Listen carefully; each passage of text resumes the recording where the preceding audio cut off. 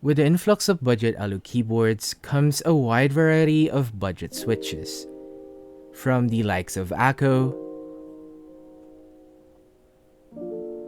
KTT,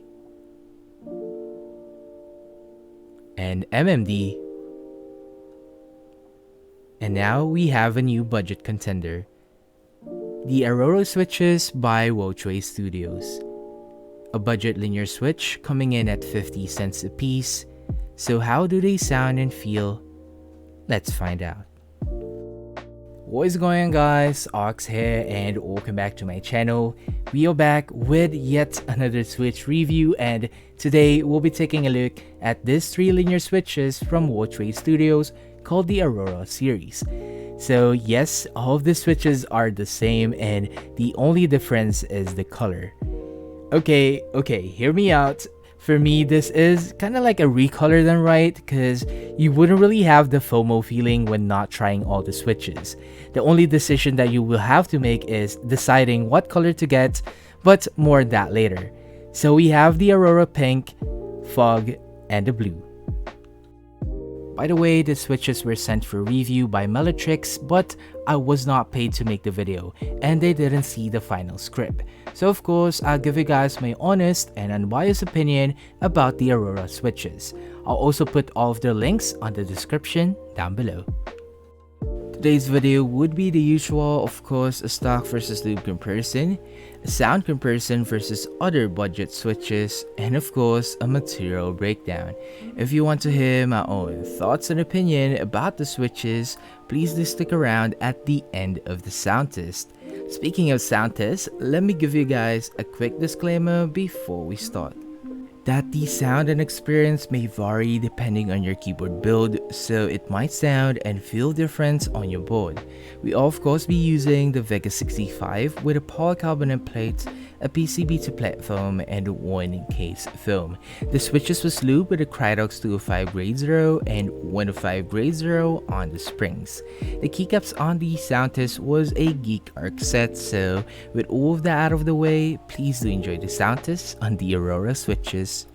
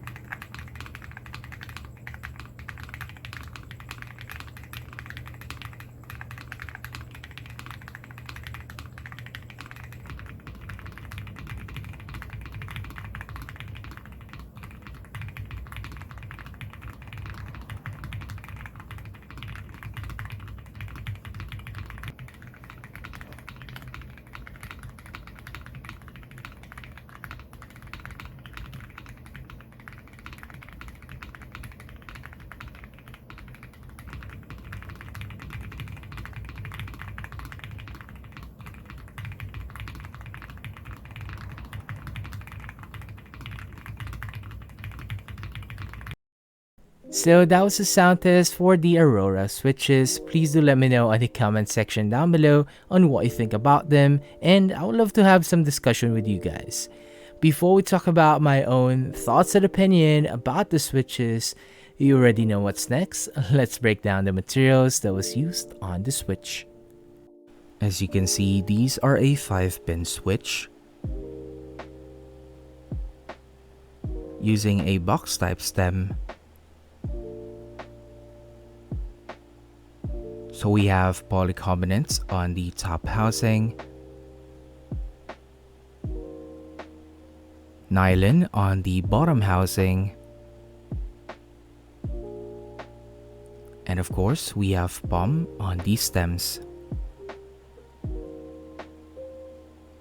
Lastly, the springs with a 53.5 gram actuation force and a 63.5 gram bottom out force. That was a material breakdown on the Aurora Switch, and if you made it up to this point, I would like to say thank you for staying. And please do remember that the sound and experience may vary depending on your keyboard build, so it might feel and sound different on your board. Now let's all talk about my own thoughts and opinion about the switches. By the way, please keep in mind that I'm talking about the 3 switches here, the fog, the pinks, and the blue, as all 3 of them are just a recolor of one another. Finally, my thoughts on the feel. On stock, I wasn't really expecting anything special because I've seen Taos and Alexoto's review on these, but man, the stock on these are really smooth, like hella smooth. I can say that they are a bit smoother than the Akko if I'm being honest, and I also didn't feel any scratches and that raw feeling that I always say when using a stock switch. It's just smooth, hands down. And actually, I can end the video now because I got nothing more to say. But of course, we gotta lube. You know, I always lube my switches no matter how smooth they are. So once lube, it's actually, I didn't feel that much of a difference. So there's really nothing like a night and day experience. And to be fair, I only lube mine lightly, like lighter than how I always lube my switches. I just went over the rails and that was it. Of course, you can still lube them if you want, as it will still be based on your preference, but yeah, these are just smooth out of the box, and I can say that you can actually use them on stock. Now, for its actuation force of 53.5 gram, I can say that it's a bit light for my preference, but the 63.5 gram bottom out force isn't that bad, as I barely bottom out, I didn't have mistyping or any fatigues. It still has that enough give when typing, but I'm really keen on trying out a more heavier spring and see if the typing experience gets better, but don't get me wrong, it's just my preference as I kind of find it light. Now let's move on to my thoughts on the sound. On stock, it didn't sound sluggish for me and I barely heard any scratches, but there's some or a little bit of spring ping, in which I suggest to just bag lube them with a 105 grade 0 and you should be good with the spring pings. So it has that somehow creamy sound to it with a little bit of deep sounding profile. It's not that high pitch and at the same time it's not that deep, just in between. But remember, this would still vary depending on your keyboard build.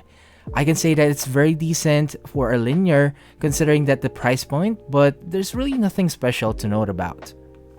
So overall, I can say that for me, this is somehow a Recolor done right, except for the clear switches, which I'll cover soon. But going back, it's done right because you wouldn't really feel that FOMO feeling or the fear of missing out if you're just going to get one switch. Because all of them are basically the same, all 3 of them. As I know, some Recolors just adjust the spring weight by 2 to 3 grams heavier or lighter, and just changing one housing material. For this Aurora switches, you just need to pick what color of switches you want to get for your build, and that's it, no gimmicks. It's really smooth out of the box, the experience is great, and a great value. Plus, they do offer this by pieces and not by packs. So you all have the freedom if you want to try like 10, 5 pieces. But as always, I do suggest get 30 to 35 pieces and just try them on your alphas and modifiers and maybe see for yourself if it fits your preference. Now they did have one more switch from the series, which were the clears, and I'll make a video on them soon because that uses an wipe for the bottom housing, and a perfect example to what I said about recolors on adjusting just one material of the switch. So yeah, that is it for the video, guys. I hope you find this helpful, and if you do, please don't forget to hit the like button and let's aim for 50 likes. What's next? Well, as mentioned, we'll be covering the clear switches that they have, and I do have 2 budget tactiles to try, so please watch out for that. And again, don't forget to like the video, share if you want, and of course subscribe for more, and I'll see you guys on the next sound test. Peace.